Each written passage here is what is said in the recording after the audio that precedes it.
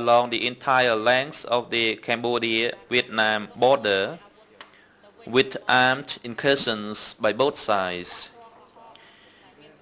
The red line drawn on this same DK-era map shown before shows generally where the clashes occurred along the border. In early 1977,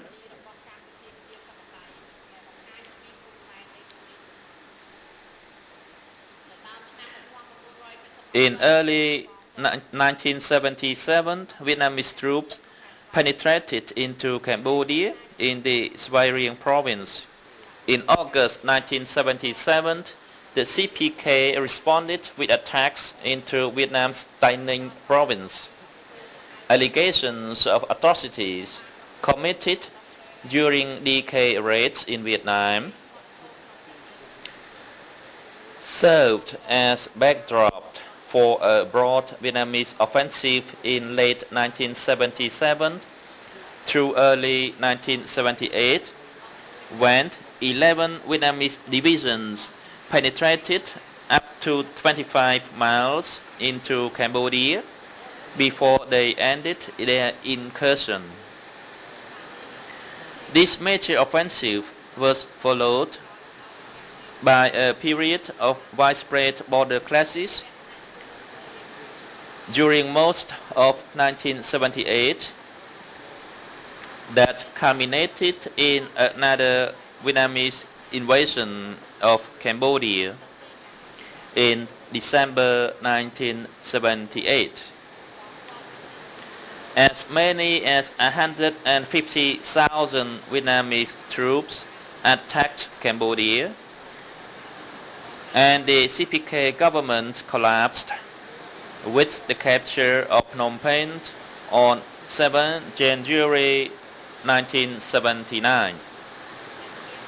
The existence of this conflict between DK and Vietnam is confirmed by more than 400 documents on the case file, including several books, more than 200 contemporaneous media reports, more than 100 telegrams and reports from DK armed forces reporting on clashes with Vietnamese forces, numerous S-21 documents that record Vietnamese soldiers as detainees, and statements from many witnesses, including the accused himself.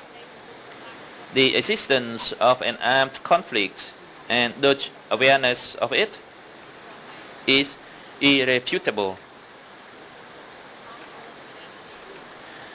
Dear Honors, it is in this context of war with Vietnam and an attack by the regime against Cambodia's population that S-21 was created and operated. Its existence, however, and the extent of the crimes committed therein only began to be revealed on 14th January 1979. On that day, vanguard of the Vietnamese army came upon an apparently abandoned fortified location in Phnom Penh. This is what they saw. Dear Honors, as difficult as that video is to watch, it was only the beginning. Eventually, the world would have to acknowledge the machinery of death that was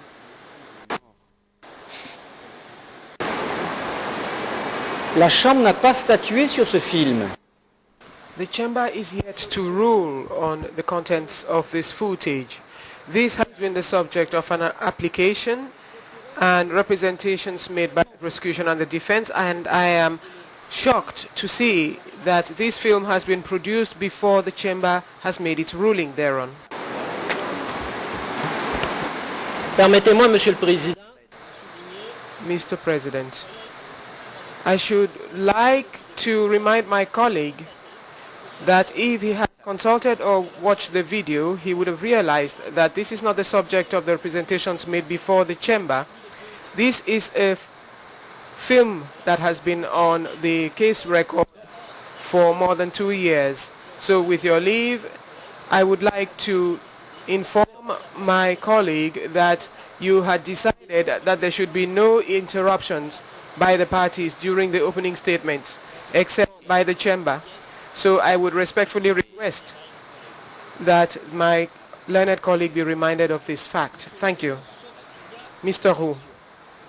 Mr. President, except when there is an objection. I am making an objection. I maintain it. So this film was in the record of the case from the very start. I understand that it is the same as the film that you tried to present at the same time. Accordingly, I expect the prosecutors to explain to the chamber why so much was done to present a film that you already had in the record of the case or before that.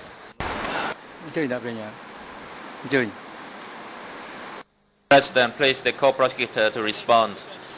D'abord, je m'objecterai. With your leave, the term cinema does not have any role to play in such a court which is in charge of rendering justice for the victims of S21. Since 2007, we have produced a lot of evidence and material which is on the record, including this video, and therefore this obviates any objections that my colleague might wish to present. And discussions on the evidence will take place during the trial when the parties will submit various arguments. I also take this opportunity in the meantime to recall that your order said that opening statements should not be interrupted by the parties so that justice should be done. Thank you.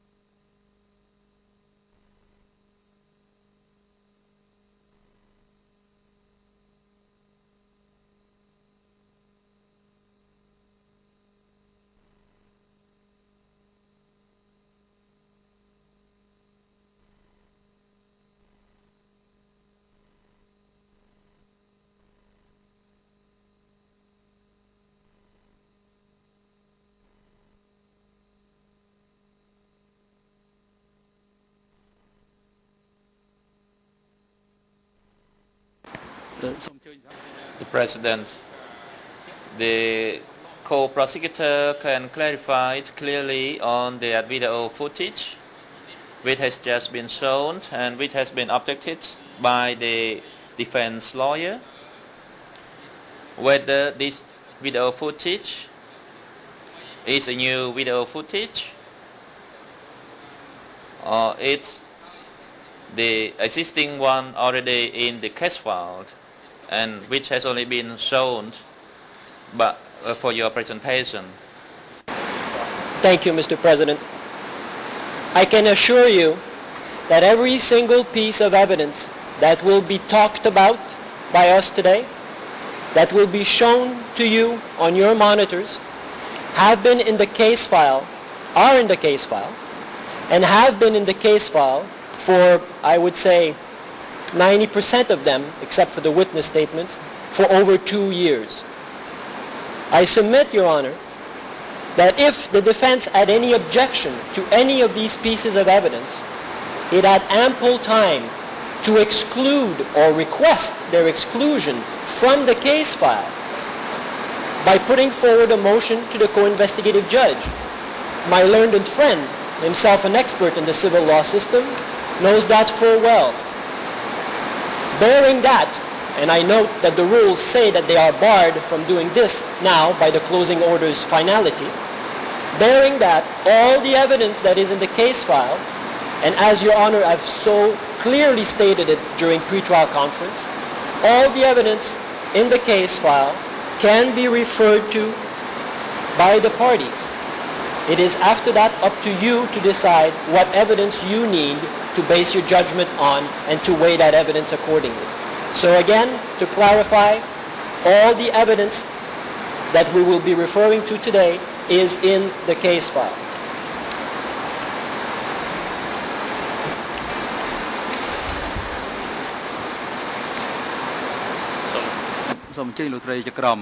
President, Judge Cartwright, please. Yes, thank you, Mr. Petit. However, the trial chamber would like to know if this video footage, which you say has been on the case file for a considerable period, is the same video footage as that which is the subject of an application before the chamber, an application that has not yet been determined. Thank you. I wasn't listening to the translation. I was trying to enhance your voice. No. The short answer is no. Those films are different. We can, if you want, show you right now the difference in those. That will, of course, take up the court's time. But I assure you that we are very much mindful, as co-prosecutors, of the obligation of our office and will respect the court's judgment until it is rendered. So no.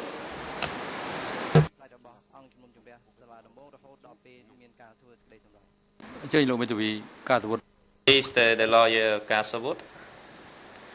Casabot, Your Honor, Mr. President, in point 4, the brief statement and submission.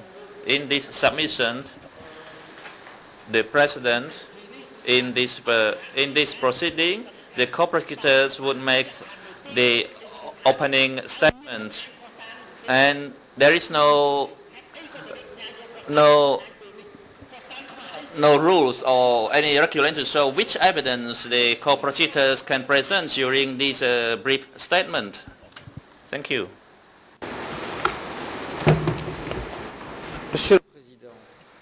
Mr. President, says Mr. Hu.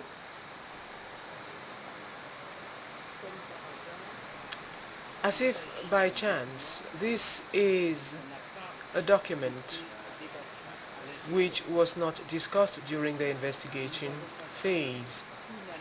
We spent a year with the co-prosecutors in the office of the co-investigating judges. I have always asked that the material in the record of the case be discussed adversarially before the co-investigating judges.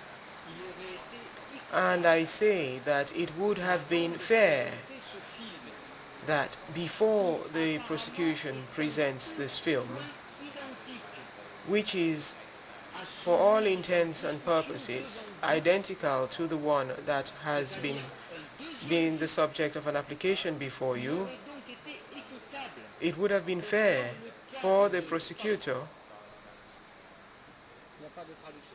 There is no translation, it would appear.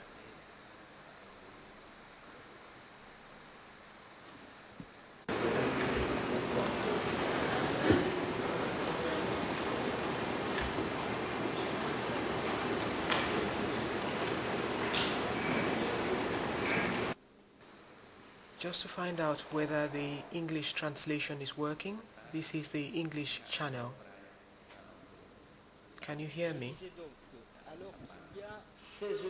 Mr. Hu continues. There are 16,000 documents in the record of the case, and in these circumstances, it would have been fair during the investigation for the prosecutors, the co-prosecutors, to request that the material be discussed adversarially.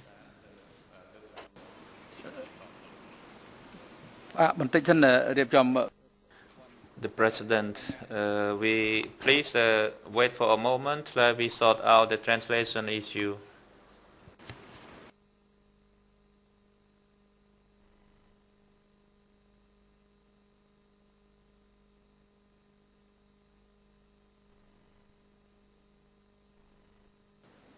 Is the interpretation being received now? D'instruction, nous avons débattu pendant 1 an et demi d'instruction des documents. The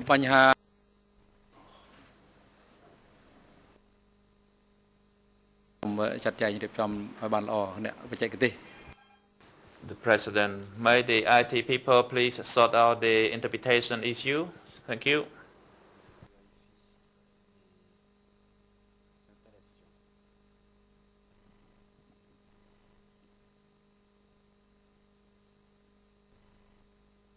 Testing the English channel.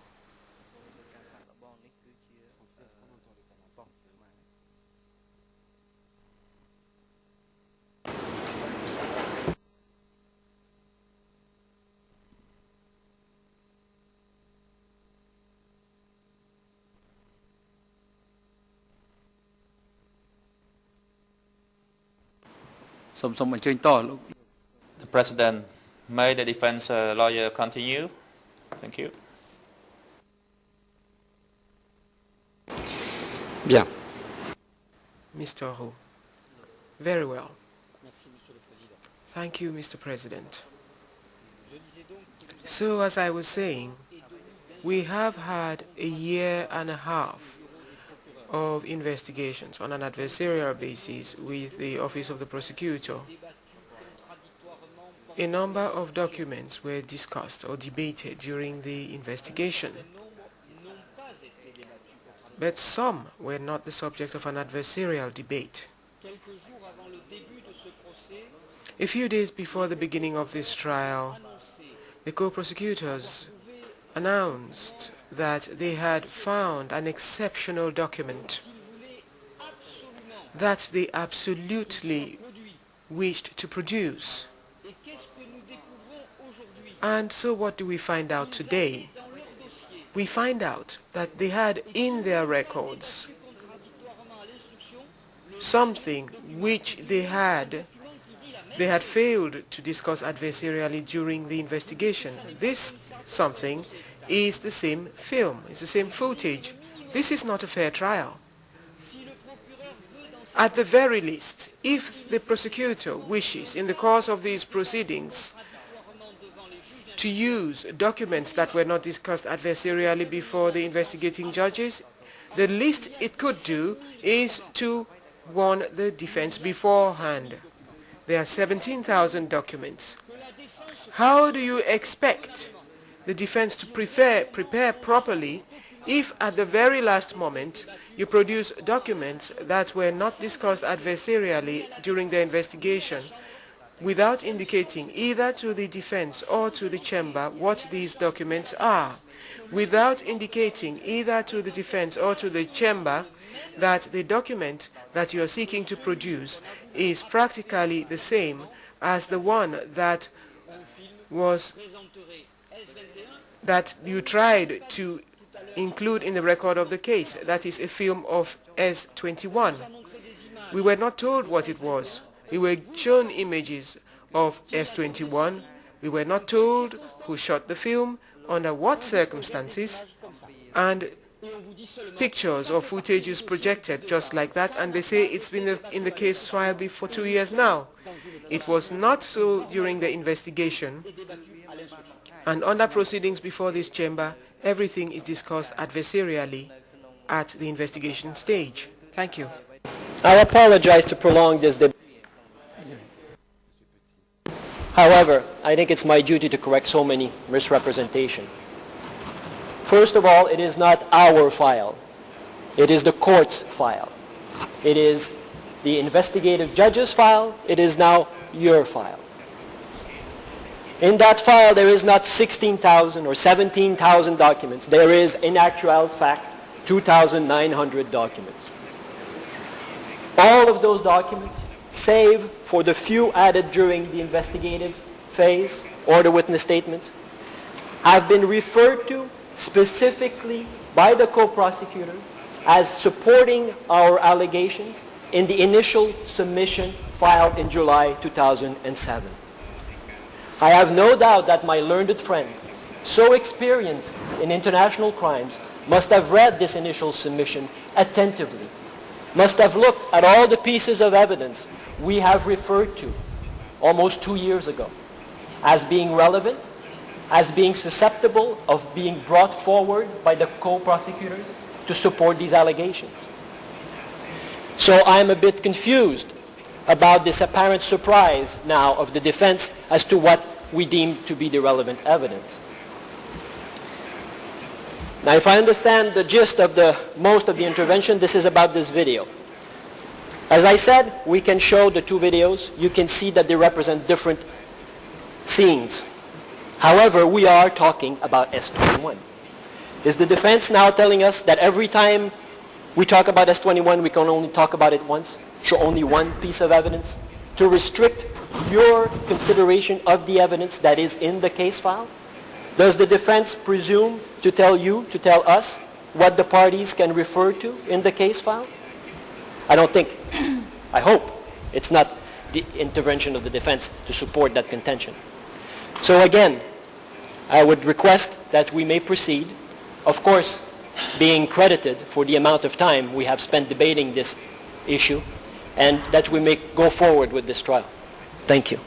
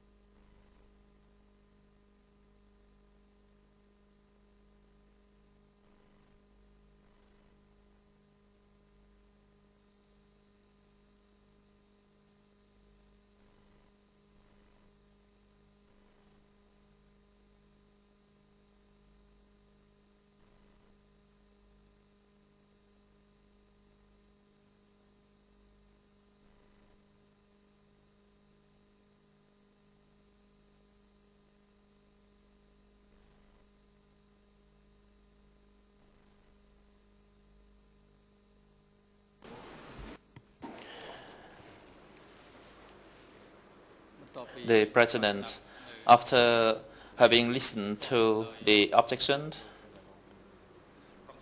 by Mr. Francois Root, the defense lawyers of the accused, on the showing of the film footage, at the same time with the clarification and the response from the co-prosecutor regarding the objection, the trial chamber considers the objection by the defense lawyer is inappropriate, and the trial chamber will allow the co-prosecutor to continue the brief opening statement as planned. Please.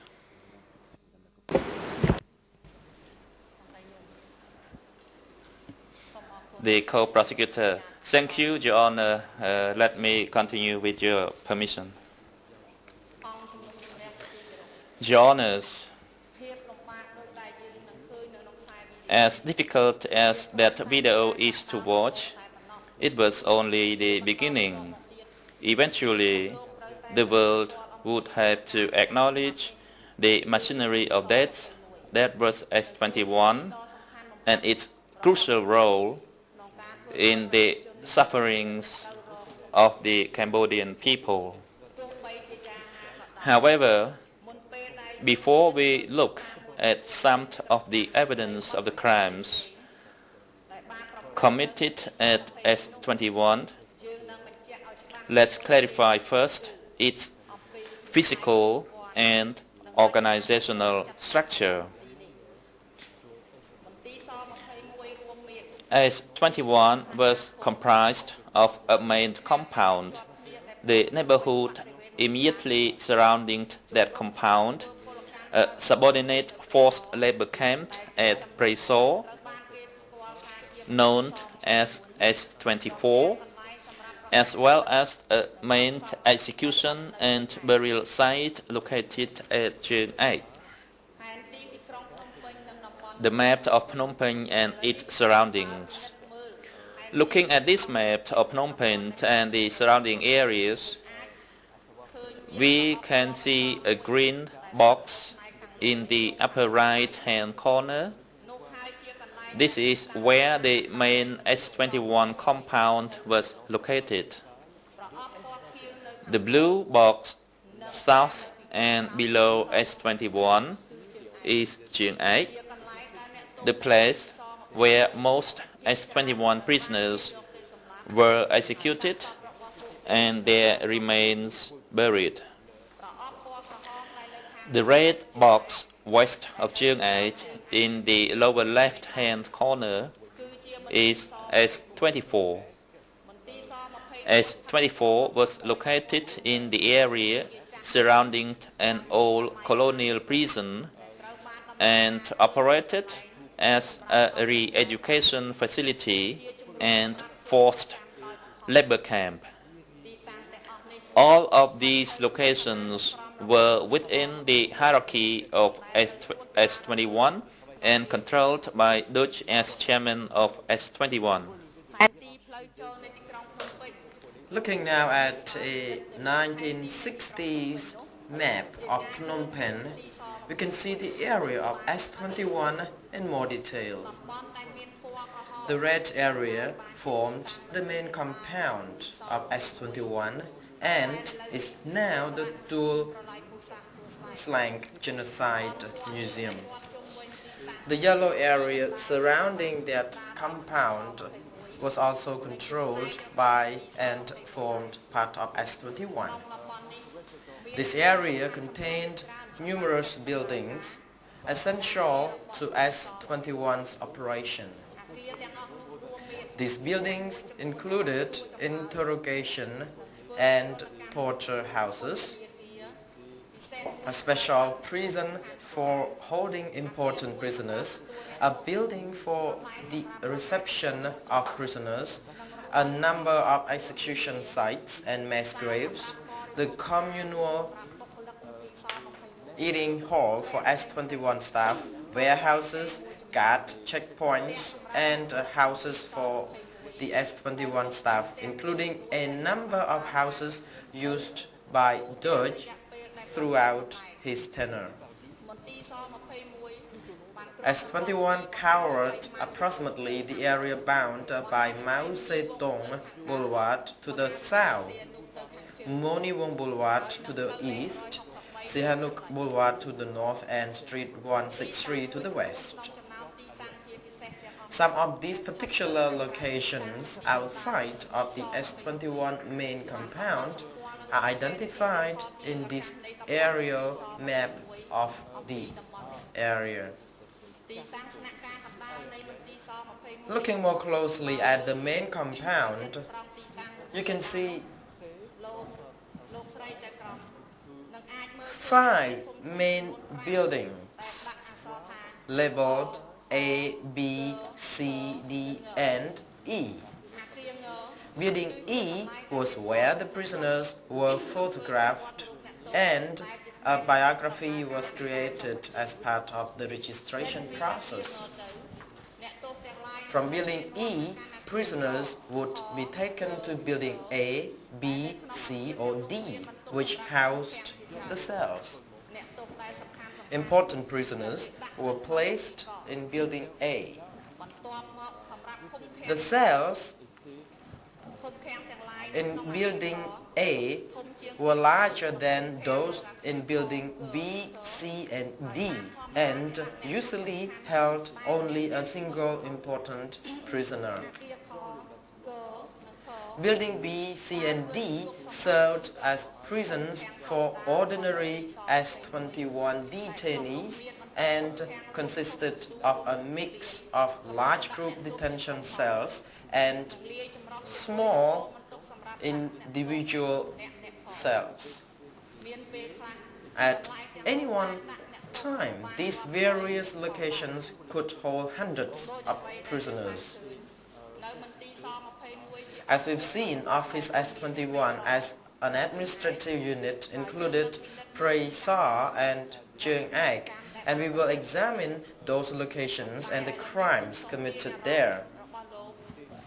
However, we would now like to draw your attention to the evidence relating to the crimes committed at the main compound of S21. Those crimes have been characterized in the indictment as illegal detention, inhumane treatment, torture, and killing.